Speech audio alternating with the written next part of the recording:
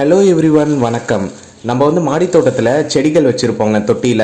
So இந்த வெயில் சீசனில் வந்து பார்த்திங்கன்னா எல்லா செடியும் வந்து காஞ்சி போகுது. அது காஞ்சி போகாமல் தடுக்கிறதுக்கு இது ஒரு சிறந்த முறைங்க. இதுதான் வந்து மூடாக்கு, மல்ச்சிங்னு சொல்லுவோம். காஞ்ச இலை எல்லாமே வந்து எடுத்து மேலே வந்து தொட்டி மேலே வந்து ஒரு 2 இன்ச்சிலேருந்து 3 இன்ச்சு லேயர் மாதிரியும் போட்டுருங்க. போட்டிங்கன்னா இது மாதிரியான மண்புழுக்கள் வந்து உற்பத்தி ஆகும், ஈரப்பதத்தை வந்து தக்க வைக்கோங்க. அது இல்லாமல் செடிக்கு வந்து ஒரு மேக்ரோ அண்ட் மைக்ரோ என்விரான்மெண்ட்டை கிரியேட் பண்ணும். அதனால நிறைய நுண்ணுயிர்கள் வந்து இந்த மண்ணில் வந்து வளரும். செடிக்கு தேவையான சத்துக்கள் எல்லாத்தையும் வந்து இந்த நுண்ணுயிர்கள் வந்து உடைச்சி செடிக்கு வந்து சரி சமமாக வந்து எடுத்துகிட்டு போய் கொடுக்கும். கோடை வெயில் காலத்துலேயும் வந்து உங்கள் செடிகள் வந்து பச்சை பசுமையாக இருக்கும். ஷேட் நெட்லாம் எதுவுமே வேண்டாங்க. உங்கள் மாடி தோட்டத்தில் இருக்க எல்லா செடிகளுக்கும் இது மாதிரி காஞ்ச இலை இதெல்லாம் வச்சு நீங்கள் வந்து மூடாக்கு போட்டிங்கனாவே, மல்ச்சிங் போட்டிங்கனாவே நம்ம மாடி தோட்டம் வந்து ஆரோக்கியமாக இருக்கும். செடிகள் பச்சை பசுமையாக இருக்கும். வெயில் சீசன்லேயும் வந்து நல்ல அறுவடையை கொடுக்குங்க. இந்த டிப்ஸை வந்து நீங்கள் ஃபாலோ பண்ணுங்கள். அண்ட் வீடியோவை